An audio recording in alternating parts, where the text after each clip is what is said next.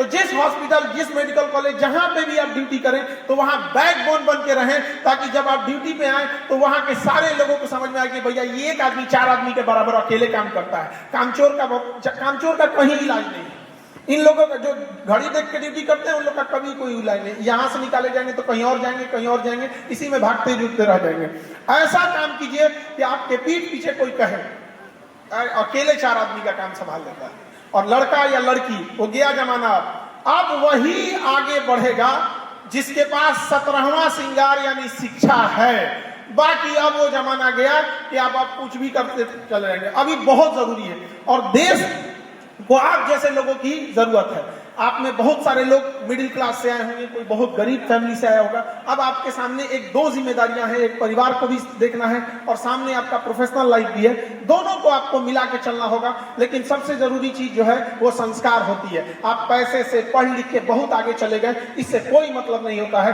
धन यदि गया गया न कुछ भी, स्वास्थ्य गया कुछ जाता है, सदाचार जो गया मनुष्य का, समझो सब कुछ लुट जाता है। इसलिए सदाचार को कभी मत भूलिएगा। आपके बगल में बैठा इंसान को आभास न होना चाहिए कि वो गरीब है या अमीर है। कोई भी आपको चाहे जैसा भी है, आप तन मन से सेवा कीजिएगा।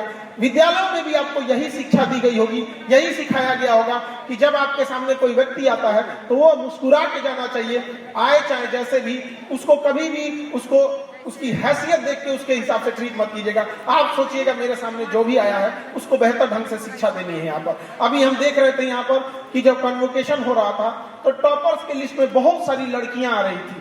इतना खुशी होता है कि लड़कियों ने उस बेड़ियों को काट दिया।